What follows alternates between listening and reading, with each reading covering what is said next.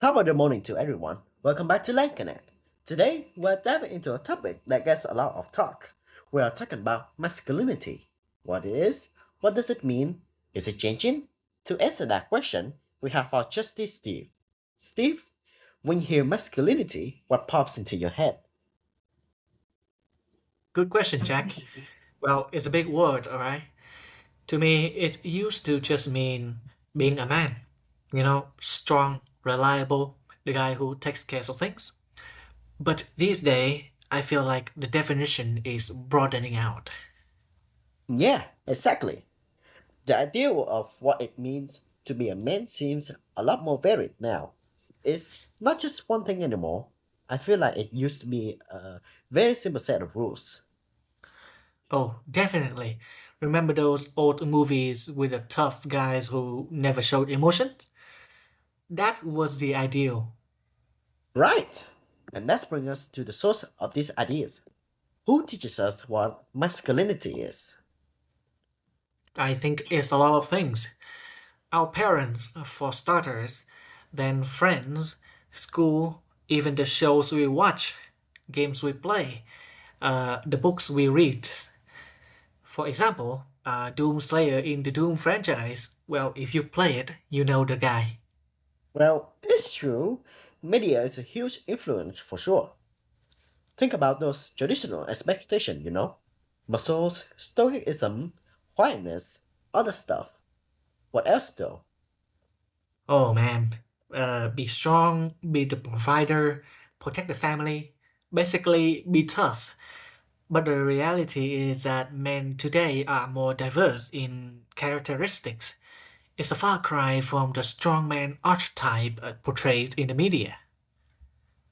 Well, do you think those rules are still matter today? Some do, I think. People still value strength and being reliable. But I think there's more room now to be different. You don't have to be a giant muscle man to be considered masculine anymore. Yeah, I feel that too. This leads us perfectly to modern masculinity. How do you see it as different? I think it's more flexible. It's okay for men to be caring, emotional, and interested in things other than just sports, guns, or cars. Like, is it cool for men to talk about how they feel now? Oh, that's the $1 million question right there. Can men express emotion freely without people judging them? I think it's getting better, but there's still pressure. Like, if a guy cries, some people still think, oh, he's just weak. But it's silly. That pressure is still real, though. Yeah, that pressure is a big deal. But why? Why do men feel like they have to act a certain way? Are there like invisible rules men have to obey to feel secure? That's a very uncomfortable question there, Jack. Well, because men want to fit in. They don't want to be made fun of or told that they are not acting like a man. It's psychological and social. And what happens when a guy doesn't fit those old school rules? The truth is that people can be mean. They might call names or make fun of them. It makes people feel like they have to hide who they really are. It's kind of a way the society or other men, sometimes other even women, control what men should do. Quite dystopian if you think about it. I get what you are trying to say. If these ideas are too strict, they can really hurt people deep down. Totally. If you can't show weakness, how are you supposed to deal with the hard times? It leads to stress and loneliness, or even repressions or depressions. So, is all this natural? Is masculinity just how men are, or did we make it up as a society? I think it's mostly social. There are some biological differences, sure, but how we think a man should act, well, that's the stuff we learned. Right. And a lot of what we learn come from media. How do movies and social media shape things? They create these unrealistic standards. Everyone is supposed to be super fit, rich, and confident all the time. Real life isn't like that. You can Mm. be unattractive, you can be poor, or unconfident, or awkward. Yeah. Well, and who are these role models? Are they different now?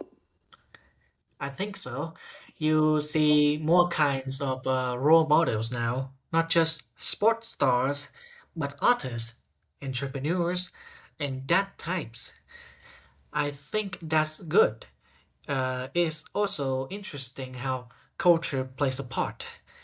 What is masculine in one country might be different in another. Well, that's for sure.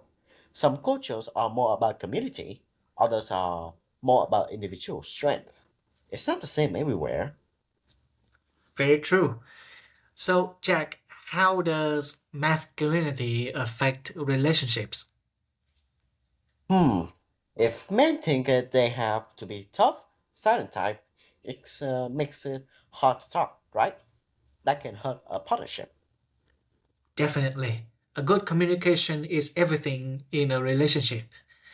So, can changing how we think about masculinity improve gender equality? I think so. If we start thinking men have to be in charge and women have to be, well, the helpers, it makes things fairer for everyone. That's very true. So, Jack, what do you think a healthy form of masculinity should look like? Well, for me, a healthy one would be about integrity, empathy, and being true to yourself. It wouldn't be about needing to control things or hide your feelings. It would be about being a good person. That sounds great. So, how do you see it evolving in the future? Well, I hope it keeps getting broader. I hope it is becoming less of a strict boss and more of a personal choice. Less what a man should be and more what kind of a person I want to be. A very open and understanding idea, I see. I can get behind that. Well, Jack, thanks for chatting with me today about this.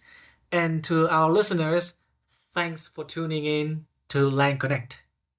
We'll see you next time. Bye bye.